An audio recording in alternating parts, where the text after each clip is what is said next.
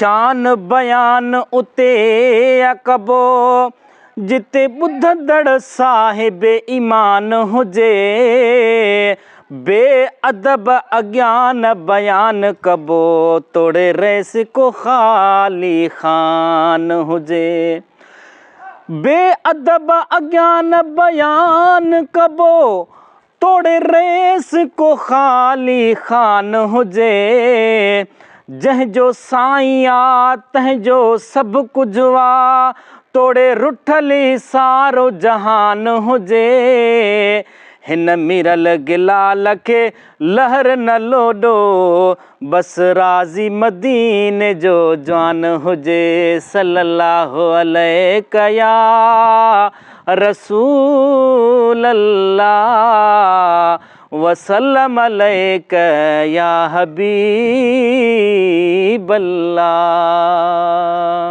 सारे जग में जान बैल जन सार थी विया मुहम्मद अची वियो बेड़ा पार थी विया कतियूं कुतुब तारा बती छाहे बिजली मुहम्मद मिठे जी तिखी तेज तजली चवां चैन तरफल चवां चैन तरफल खां चमकार थी विया मुहम्मद अची वियो बेड़ा पार थी विया वठी बूंद हर जाए बरसन बहारियूं पखियुनि पाण में पियूं क्यों ॿोलियूं बाज़ारियूं पखियुनि पाण में क्यों पे ॿोलियूं बाज़ारियूं टिड़िया गुल गुलाबी टिड़िया गुल गुलाबी से गुलज़ार थी विया मुहम्मद अची वियो बेड़ा पार थी विया सारे जग में जान बैल जन सार थी विया मुहम्मद अची वियो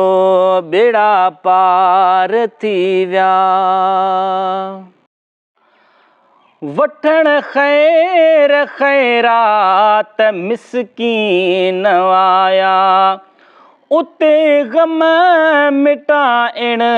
के ग़मगीन आया लथा दूर दुखड़ा लथा दूर दुखड़ा से दीदार थी विया मुहम्मद अची वियो बेड़ा पार थी विया नज़र सां नवाज़िव साईं नाले मिठे खे सदा शौक़ दिल में ग़ुलामीअ जो जंहिंखे पढ़ण साण कल में पढ़ण साण कल में जे इक़रार थी विया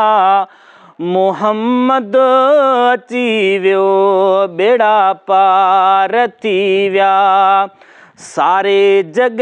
में जान बैल जन सार थी विया मुहम्मद अची वियो बेड़ा पार थी विया।